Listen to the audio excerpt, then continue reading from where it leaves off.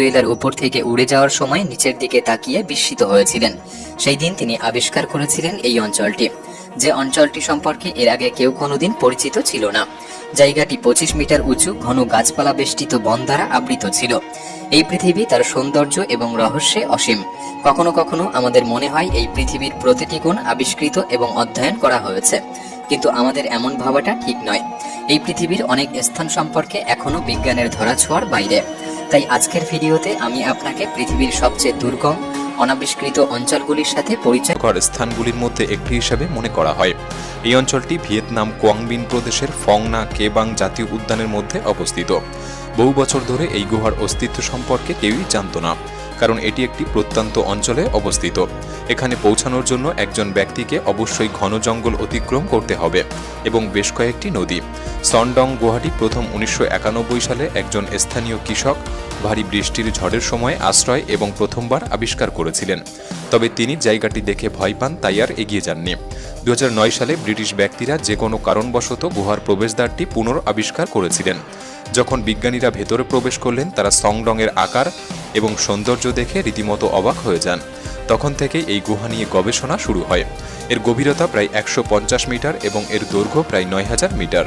মোট আয়তন 38.5 cubic metre অনুমান করা হয়েছে, যা সনডংকে বিশ্বের বৃহত্তম গুহাতে পরিণত করে।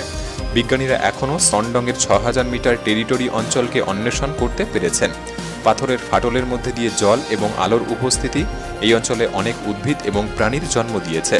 গবেষকরা গুহার ভিতরে ভাল্লুক, তোতা, বাদুড়, শত শত প্রজাপতি এবং 70 প্রজাতির উভচর এবং সরীসৃপ প্রাণীর খোঁজ পেয়েছেন।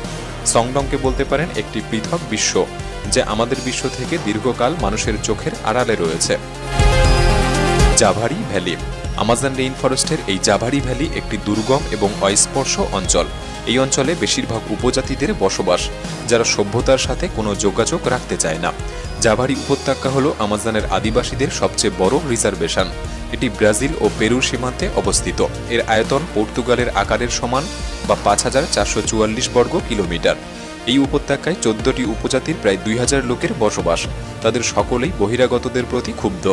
প্রকৃতপক্ষে এর কারণ ব্রাজিলিয়ান শিকারীদের দ্বারা ক্রমাগত আক্রমণের প্রভাবে। জাভারি আদিবাসীরা তাদের অঞ্চল এবং চারপাশের প্রকৃতিকে রক্ষা করতে চায়। এই আদিবাসীদের কাছে আদিম বনগুলি অত্যন্ত গুরুত্বপূর্ণ, কিন্তু চোরা শিকারীরা তা ভুলে যায়।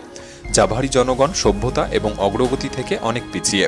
তারা একটি ভিন্ন পথ বেছে নিয়েছে প্রকৃতির সাথে একতাবদ্ধ জীবন কাটাতে এবং সশস্ত্র চোরা শিকারীদের আটকাতে দুঃখজনক জীবনযাপন করছে।